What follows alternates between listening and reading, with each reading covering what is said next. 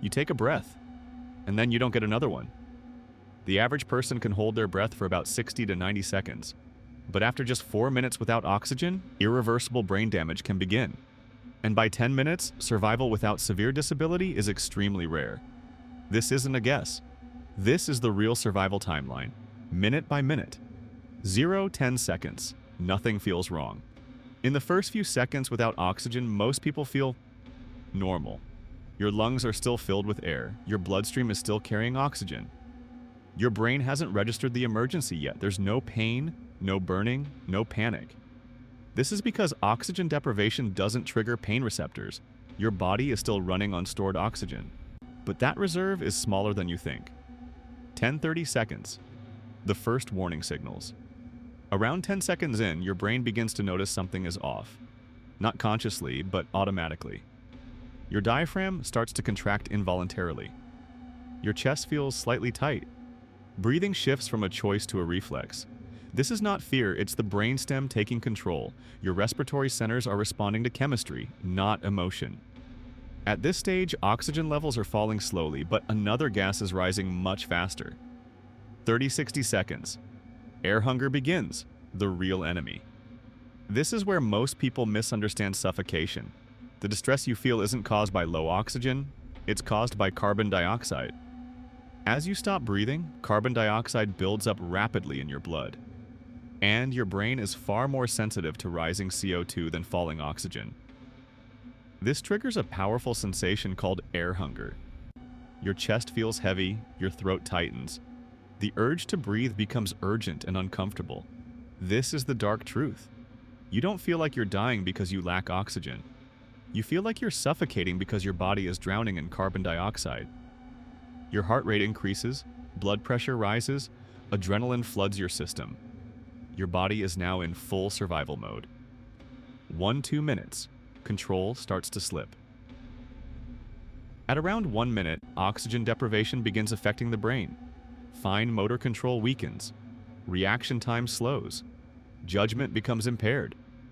You may feel dizzy, you may feel anxious, you may feel confused, but you are still conscious. Vision may start to narrow, sounds may feel distant. The brain is already rationing oxygen, prioritizing itself and the heart over everything else. This is why people in oxygen-deprived situations often fail to act logically. The brain is struggling before you realize it. 2-3 minutes. The brain is under threat. At 2 minutes, hypoxia becomes dangerous. Brain cells cannot store oxygen.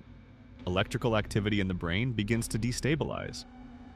Common symptoms now include tunnel vision, ringing in the ears, disorientation, distorted sense of time.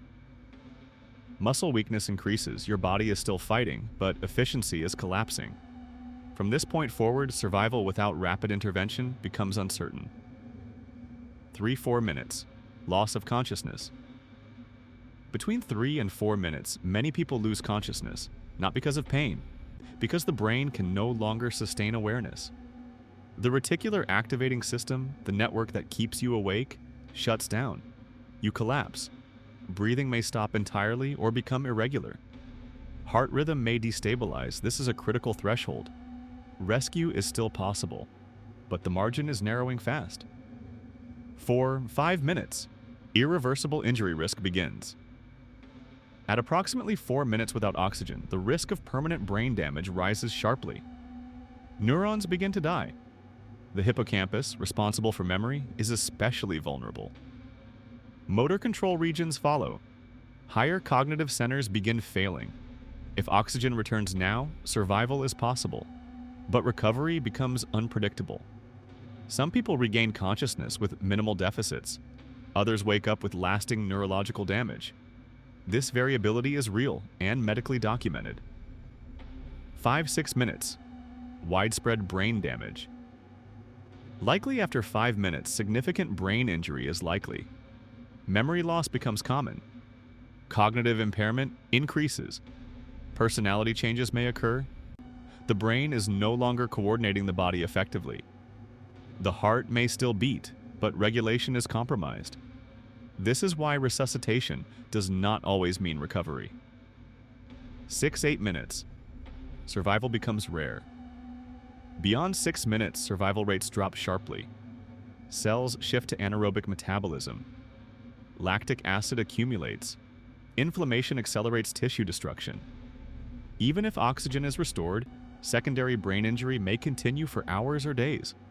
This is why some people die after being resuscitated. The damage doesn't stop when oxygen returns. 8 to 10 minutes, system collapse. After 8 minutes without oxygen, extensive brain death is expected. The brainstem may fail, breathing reflexes stop, heart rhythm becomes chaotic or ceases. Medical intervention may restart the heart, but meaningful neurological recovery is extremely unlikely. At this stage, survival without severe disability is almost unheard of. Why some people survive longer? You may have heard of people surviving 10 minutes or more without oxygen. These cases are real, but they are exceptions.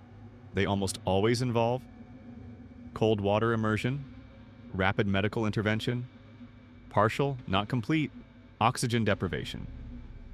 Cold temperatures slow metabolism and reduce the brain's oxygen demand. Under normal conditions, the timeline you've just heard applies. The most dangerous phase isn't the final minute. It's the beginning. Because oxygen deprivation doesn't feel dramatic at first. There's no sharp pain, no immediate alarm, just discomfort. By the time panic sets in, the brain is already failing. And by the time consciousness fades, control is gone. After survival, the hidden cost. Surviving oxygen deprivation doesn't guarantee a return to normal life. Many survivors experience long-term cognitive deficits, emotional instability, memory gaps, chronic fatigue. The brain does not regenerate like muscle. Some damage is permanent, and some consequences appear weeks or months later. Oxygen is not optional. It is the foundation of every thought, movement, and memory you have. Without it, the human body doesn't fail violently. It shuts down, quietly, predictably, and faster than most people realize. Tap and subscribe to the channel for more such interesting videos.